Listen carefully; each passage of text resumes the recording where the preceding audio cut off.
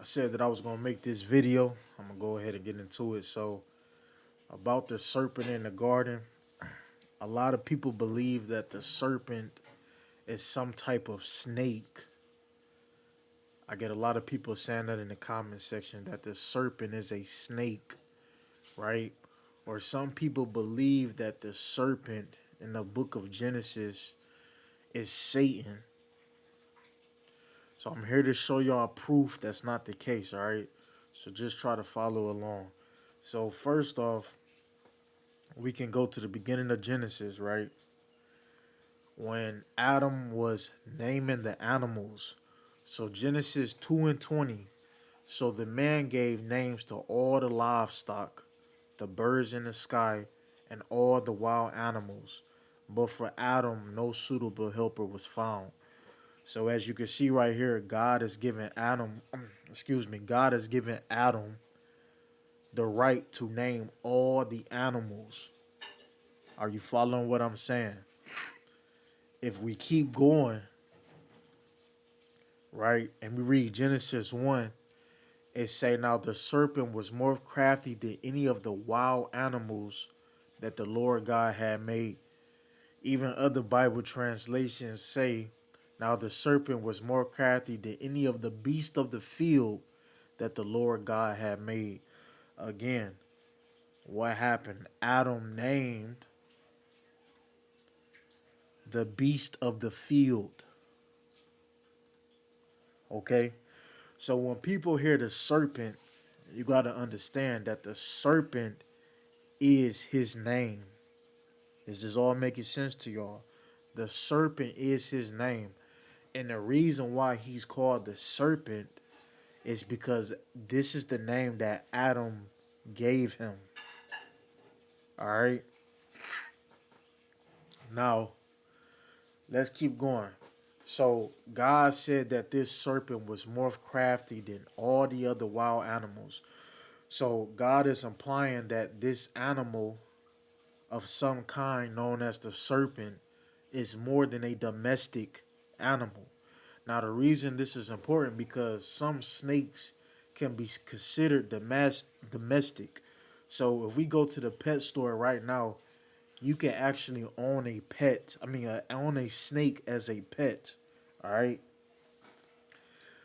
Let's look at an anaconda. An anaconda is considered a wild animal. Some people call it a larger snake, but its name is a anaconda. People don't call an anaconda a snake. They call it a anaconda because it's a animal of its kind. You following what I'm saying, all right? Now we learned that this serpent has the ability to speak, to hear, right? To have open dialect, so it has some type of wisdom to it. We also learned that this serpent has the ability to play tricks, and that's really important. This animal of some kind is crafty. Now, just to give you an example of what I mean, right? Now we go back to Genesis. Let's scroll. Let's scroll down, right? When God cursed the serpent for deceiving Eve, he said, "You are cursed above all livestock and all the wild animals." Okay, you will crawl on your belly and you will eat the dust all the days of your life. Now, pay attention to this. We know that a snake doesn't crawl. To be able to crawl, you have to be on your legs and your hands to crawl, right? Picture a baby crawling. Snakes do not crawl. Snakes slither. That's number one. Number two, a snake eats meat. Snakes eat rodent, or they eat bugs. They eat insects. Okay? You could clearly say that the serpent will eat the dust. So that's something to pay attention to. All right? You should also pay attention that God said you. So God isn't speaking to all the other animals. God is talking to this particular animal of some kind called the serpent, and he said, "You will crawl on your belly." Now, some translations say, "You will go on your belly." It doesn't say crawl, but you will go on your belly. But the question to you is this: if the serpent was a snake, he would have already been on his belly because that's what snakes do. They slither on their belly. But this is not the case. So this means two things, right? One, this particular animal could walk upright like a human, so to speak. So that means it had legs and it stood kind of upright. Or the second explanation can be that this particular animal had wings of some kind. Again, let's keep going. All right. This is another thing because some people will try to argue and say that, snakes can hear. Snakes do not hear. What they do is hear vibrations, low frequencies. They don't really have ears, so they can't hear. As we can see, the serpent, are y'all following what I'm saying? The serpent was having full on dialect with Eve, so he could hear what Eve was saying. All right. Now, for the people saying that the serpent is Satan, if we go to the book of Job 1 and 7, and the Lord is talking to Satan, Satan clearly says to the Lord that he's walking up and down the earth. So he's walking back and forth on the earth. So that means that Satan is coming down to earth and going up into heaven. Again, so this can't be Satan.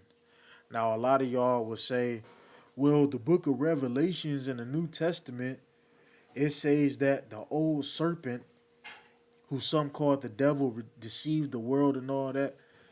That's the whole trick. And this is why I tell y'all got to really watch out for the New Testament. All right? So again, Satan has the ability to walk. He has legs. So this isn't the serpent in the garden. All right? Again, snakes do not speak, they hiss. Take note. Now let's keep going, right? Let's keep going. So,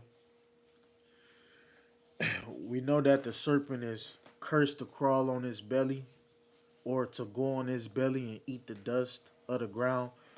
What a lot of people don't realize is that dust and dirt is completely two different things. That is something that y'all need to pay attention to. And it's probably going to lead into my part 2, explaining the ability of the serpent, what he can do, and how he operates down here on earth, because it plays a part. Because dust, it's like a particle. It's like a, how can I put it? And in some way, it's kind of like quantum physics, so to speak. So again, dust and dirt is not the same thing. Dust is a powdery substance that can come from dirt, but it doesn't make it dirt. All right. Let's keep going though. Now, something I want y'all to take note. The serpent said that in the future that, you know, one of Eve's offspring will crush the head or bruise the head. Uh, excuse me. In the future, the Lord said that one of Eve's descendants will crush the head or bruise the head. I say crush of the serpent, and the serpent will strike his heel or bite his heel. So the thing is this, right? The thing is this. that means that the serpent has to still be alive somewhere for this to take place. Again, if y'all follow my other video and I talked about Eve and the mystery of Eve, I can probably do another video of that because it's some stuff that I need y'all to pay attention to when it comes to Eve, all right? So, this serpent could still very well be alive. Now, if we go to Genesis 6 and 20 with the whole story of Noah and the great flood, God makes it very clear that he destroyed all life that wasn't inside Noah's ark. All right. Now, what many people don't realize, and some Bible translations try to hide this, is that many people think that Noah went around grabbing every animal. But if you read Genesis 6 and 20, God makes it very clear that all the animals came to Noah. So God brought all the creatures to Noah. Noah didn't go out grabbing the creatures. God brought the creatures to Noah. So that's something that y'all should take note. Another thing, because I get silly ass comments. People say, well, the serpent is a man. We know the serpent is not a man because the first man on earth was Adam. And this is made very clear in the book of Genesis again. So Adam was the first man. And we know that humans, the first humans, were Adam and Eve. All right. So no, the serpent was not a man of some kind. Another thing y'all should take note. Many people like to say the serpent got Eve pregnant. We know that's not the case. And some people say that Cain came from the serpent. This is what people say. People say that the serpent got Eve pregnant and from Eve came Cain. But if you read Genesis 4, it says Adam made love to his wife Eve, and she became pregnant and gave birth to Cain. She said, with the help of the Lord, I have brought forth a man. And later she gave birth to his brother Abel. Again, so for everybody who's saying that Cain is the descendant of the serpent, it clearly says right here, Adam made love to his wife Eve, and she became pregnant and gave birth to Cain. All right. Now, back to Genesis 3:15. It talks about how this serpent offsprings and her offsprings will have hatred towards one another. Again, just to debunk everybody who's saying that Eve got pregnant by the serpent. If Eve got pregnant by the serpent, God wouldn't have said between your offspring and her offspring. If she was the mother, right?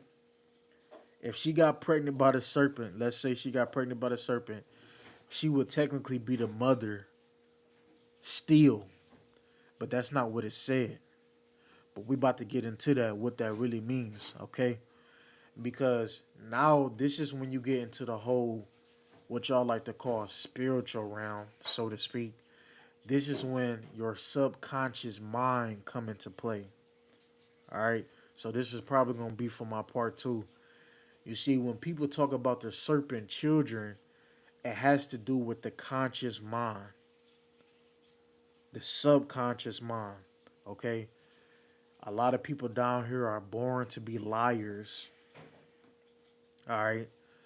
Those people you see pushing that serpent talk, the ones you see talking that I'm a god and I'm a goddess and there is no God. The ones you see pushing these books, these fake man-made books that are talking about self-worship and how you are your own God and how you can unlock your chakra and your consciousness and all that. Those are the serpent children that the Lord, the God of Israel, the God of heaven, was speaking about in the book of Genesis. But again, y'all, I got a part 2 coming. I'm out.